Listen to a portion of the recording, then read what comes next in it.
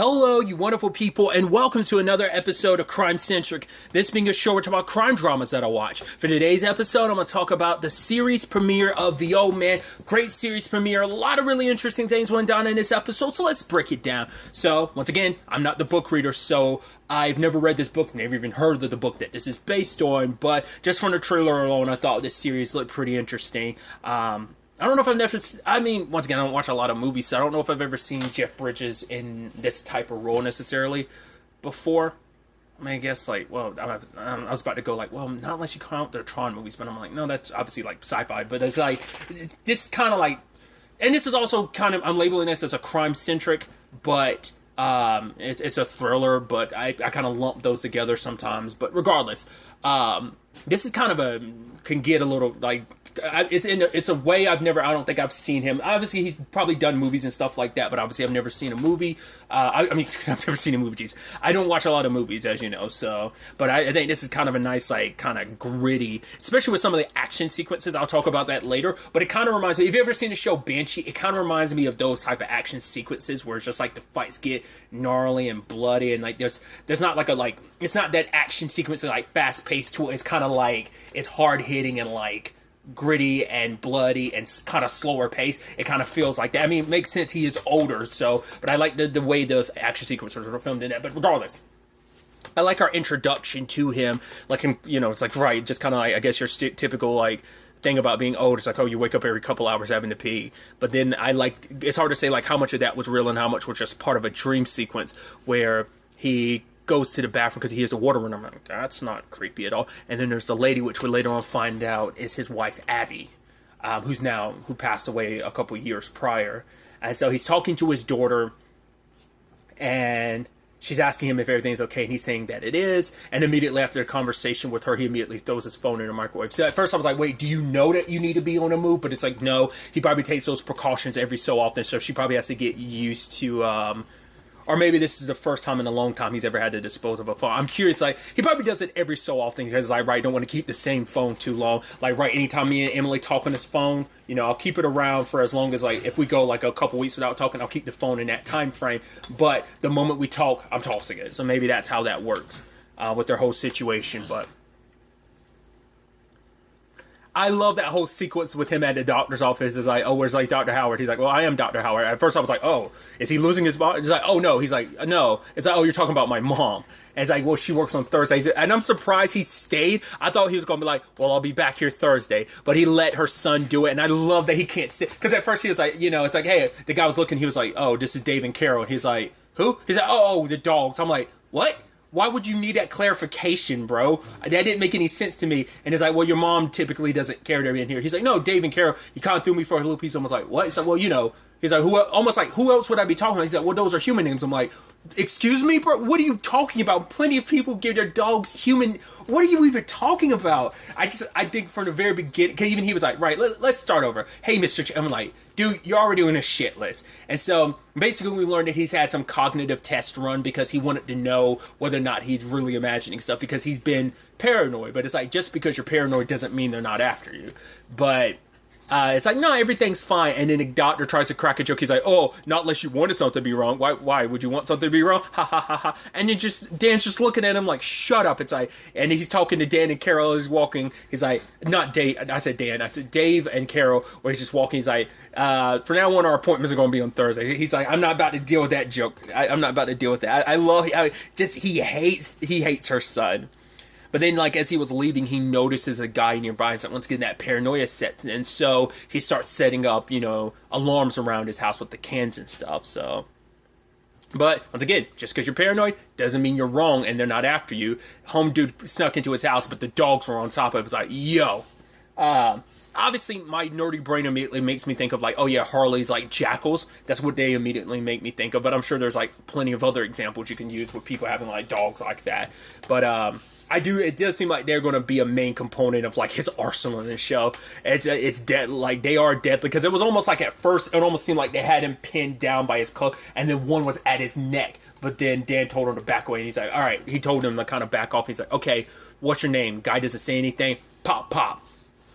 Then Dan sets up like, I was like, wow, you're actually going to call the cops and everything. And rather, I guess it's like, right, this way you get the cops to handle it. And, in case anything pops off, it won't immediately draw. Like, by making it like, getting the police involved, doesn't seem like you're covering something up. You basically get the cops to handle it for you. So he has him make it seem like the guy who tried to shoot him and it's like, oh, I returned fire. And even then, I guess I didn't really think too much of it at the time. I was like, oh, that's it. I was like, oh, but that's smart. But then when the cops ask, he's like, someone with a silencer. And that moment, Dan was almost like, shit. Because he even gets called out about it later on because he forgot to take off the silencer. Because he just left the guy's gun as it is. But that's like, right. It would seem like, why would a robber come in with a silencer? That's not something typically you'd find. But then they kind of judged it off because it's like, oh yeah, this guy like tried to like rob a place with an AK-47. So it's like, yeah, the cops didn't think too much about it. But he slipped up in that regard. I mean, granted, they were already on his tail anyway, but it's still like, right, you were trying to stage the crime, but you kind of failed at staging it just because that one little detail matters in the grand scheme of things that they're looking out for stuff, I'm sure. So, because he had already, before he had called the cops, he had already packed his go bag, money, guns, passports and stuff, IDs and such, and balances, and he's calling his daughter, letting her know, like, right, we're going to have to, like, this was something we already knew was going to potentially be in the works, so I'm going to go off the grid for a little bit, but I'll talk to you again soon. Like, we're already kind of prepared for this, because his daughter already went into this already knowing, it's not like oh my god, I had no idea what my parent was going through, has done. Who knows when they eventually had that conversation, because it seems like his wife, Abby, she definitely knew she's known what he was for a long time, which we'll get to in a second, but, it makes you wonder, because as you like take something like The Equalizer, specifically I'm referencing the reboot with Queen Latifah, spoilers, she's had that conversation with her daughter, but her daughter's still like a teenager, so who knows when Dan had that conversation with Emily, like Robin did with Delilah in The Equalizer, so I'm curious. Really quickly, we did kind of get a little bit of the past, which, interestingly enough, the actor who plays the younger Dan is from the actor from Lock and Key. I swear there was something else I've seen him in, but maybe Lock and Key might be like, it's definitely like the main thing I know that actor from. And he's sitting down with what was Abby back then too, because we don't know what their original names are, because I guess with the covert operator, because I was curious, like, by the conversation, I was like, is she a part of this, or is she someone that got mixed up in all of this? Like, was he supposed to, I don't know if she's an agent too or whatever, but he talked about, like, right, he's like, I don't regret what I did. The fact is that they're looking for us, but if we pretend to be someone else, we could be together, start a family. That type of, the people we can become are the people they're not going to be looking for. But Abby was like, yeah, that's a nice story, but the fact is that that's not something that can happen.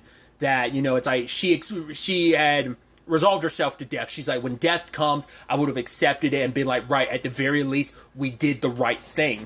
But at the end of the day, he was like, fuck that. He's like, the fact is that I want to grow old with you, and I think that's an interesting parallel to later on the conversation between him and Emily. His daughter's probably taken a little too much after him in that regard, but it seems like Abby had her reservations back then, but they went along with it, and they had quite a few decades, was at least like 30-ish decades of. Because this was probably around 87, because this all connects to Dan going and disappearing back in 87. We'll get to that in a second, but obviously, eventually, because this was also another reason why he wanted the cognitive test, not only just to make sure he wasn't paranoid, but also his wife kind of went through it, and being there at the end, because she had Huntington's disease. And she actually was like, oh, you need to put me somewhere because I'm a danger to you. But for him, it's like, right, you said that you would take care of me and I would take care of you. And then at the end, she was just like, oh, who are you? She's like, who am I? I know who you are. I know what you are. I know what you've done. So her kind of, her not remembering her side of things, like, that's what kept them together. And her only remembering what he was and not who she was, and that she still moved past all that he was and all that he did. I'm sure that's got to be a heartbreaking thing of, like, seeing the person you love look at you like that, like you're a monster.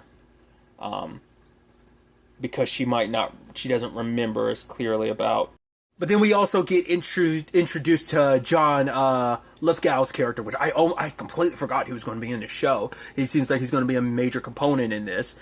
He gets called in because of his connection to this, or at least where his position currently is, and he's kind of being read in about, for whatever reason, they know he's still out there. It's like, yeah, this is an asset that disappeared under your watch back in '87. For whatever reason, the guy that he's talking to, what's his name, Waters, it's like, this is out of my purview. I'm just ordered to kind of get you involved because you know what's what about this. It's like, it's a case that's been dormant for like 34 years, depending if it's 2022 or 2021. It's most likely 2021 when this is happening. But,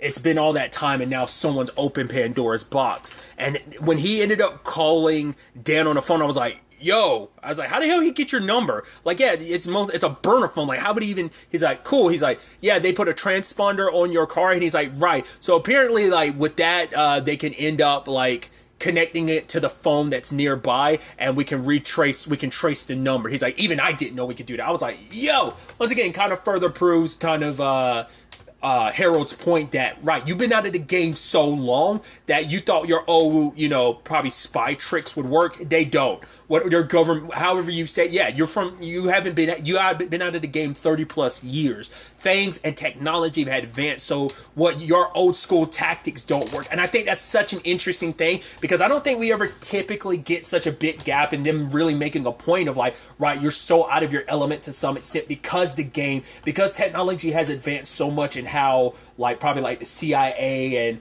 operations like that use that technology. I think that's such an interesting, at least from what I've seen, I've never seen too many things, because usually it's never really, people have retired, but it's never, at least not that I can think of, it's really that large of a gap. They're still well kept enough. Maybe they've been away from her a couple years. I don't know if there's been many things I've ever seen where someone's been away from the action in that regard for like 30 plus years. But yeah, it's like, while we're on the road, I'm gonna have this conversation with you. The fact of the matter is, both of them giving their respective condolences, and I think that's kind of a beautiful thing of like, yeah, we're not really enemies, but we're kind of frenemies, but we show mutual respect to each other, because we really don't know fully their history, but it's like, cool, I know that your wife died a couple years ago. Was it cancer? It's like, no, Hunting says, oh, I'm so sorry, that's terrible. He's like, yeah, I read in the news about your child, his grandson's parents. He's like, yeah, sorry about that too. He's like, I wanted to reach out, but I figured I couldn't. I was like, I like that interesting, like, mutual respect they have for each other despite the circumstances. But it's like, yeah, this is how this is going to go. You have one choice. You can try and engage in this fight.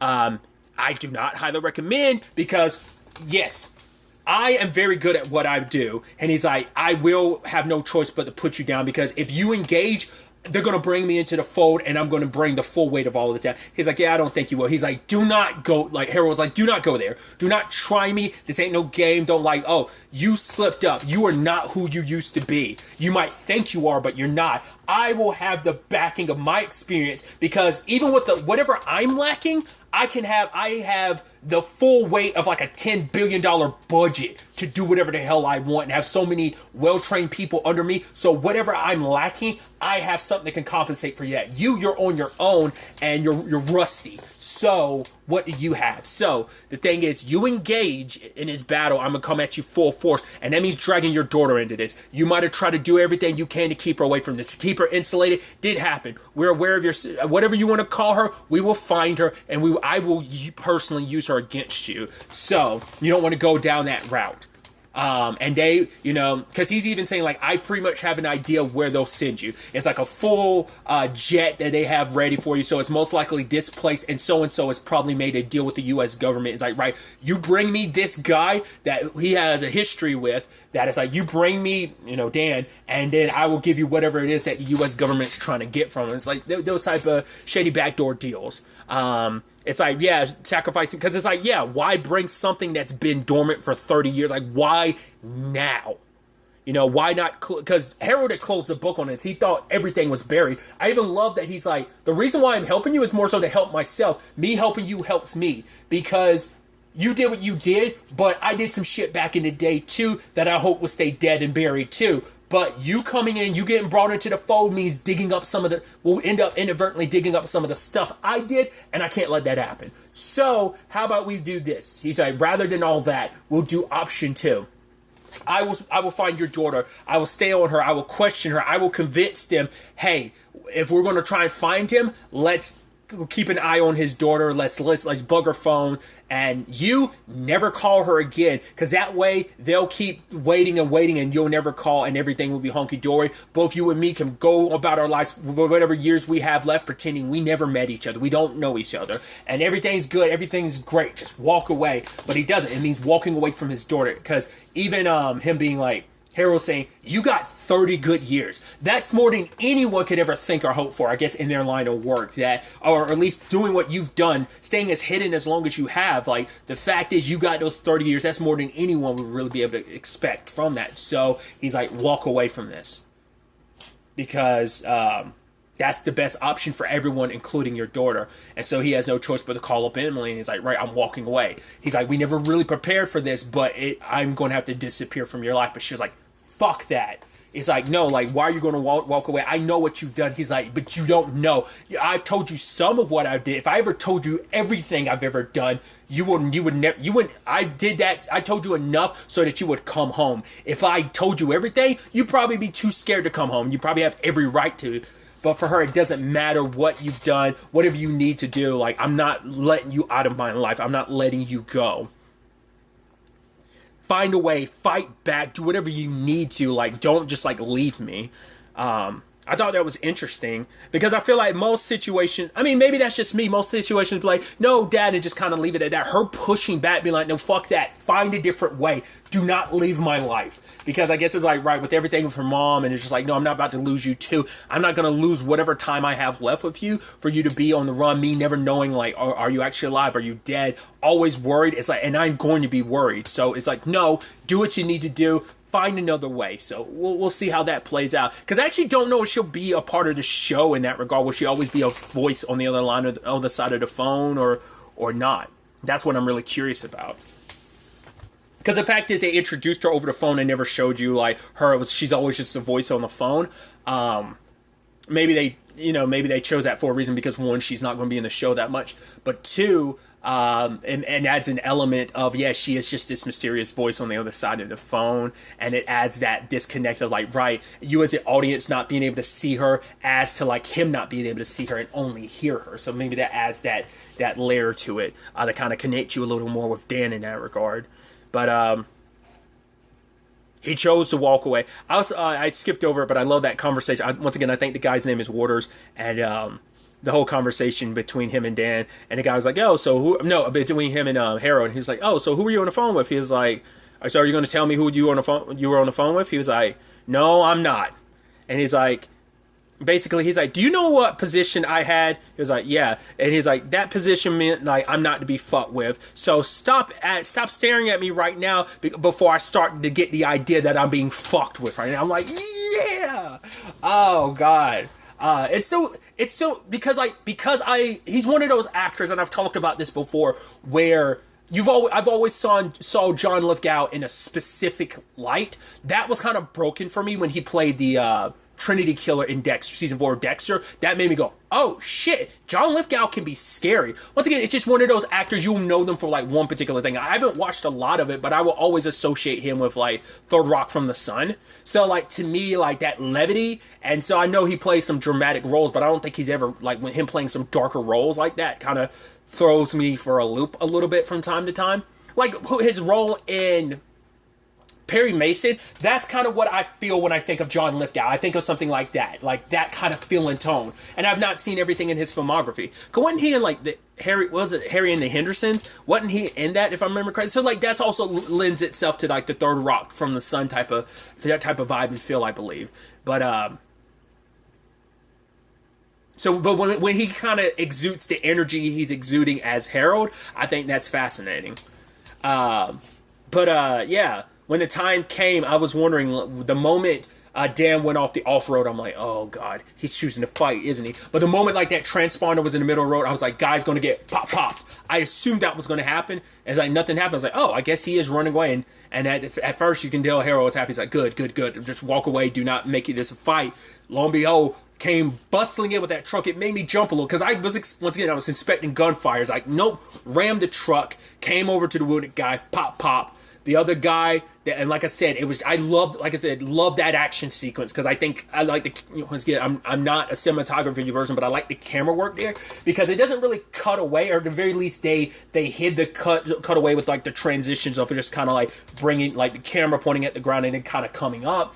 And it once again, it was like, it was nasty, like type of, just like, it's just kind of like close quarters, just like I said, it's like that gritty, slow paced fighting. It's not like some actiony, like you'd see in like a high paced action, fast paced action thing. And I thought that added layers to like the whole, right, he's not who he used to be, but he still can throw down if need be. He almost got home dude in that choco, but the home dude, like, you were almost like, okay, this is it. He's got his legs on the guy's legs, especially because he start, like, using the back of his heel. I was like, that didn't seem like high thigh. That seemed like his nuts. And the moment the guy got up, he was grabbing his nuts. I was like, oh, yeah, those were nut blows. It's like, once again, you don't see that in many fighting sequences of like, yo, that's how you win. Because he's also like, I'm not as young as I used to be, not as strong, but I know how to hurt somebody, and I know, like, right, what will give me the tactical advantage. So him getting zip tied, calling for the dogs home, dude puts Dan in the back of the car and gets in the car with him, takes off, and the dogs get left behind. But then, like, while he was zip tied, and at first I was like, because the moment he was reaching for something, I was like, all right, I was like, you took the knife off that first dead guy back at your house. But then he got the seatbelt on. I'm like, okay, you're going to make him crash. Right, you still got the knife. He went for his leg, cut his leg free, made the home dude crash.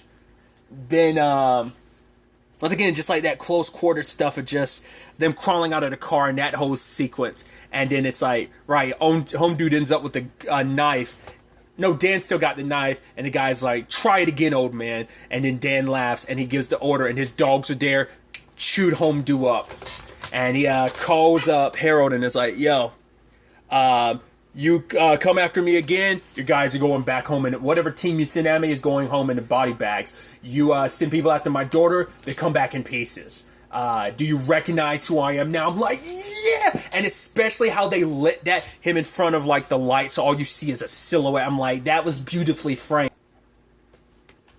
And then him kind of walking away. Because the big question was, like, who am I dealing with? And just Harold just kind of walks away because he's upset. It's like, right, him choosing to fight, but also you bastards for bringing me into the fold. I wanted to leave this buried. It's like, well, I have no choice. I have to put Dan down, use whatever resources I need to because the past needs to stay buried. So at the end, we have him walking away, calling up his daughter. It's like, hey, it's your dad. So very, very exciting first episode, kind of jumping us in.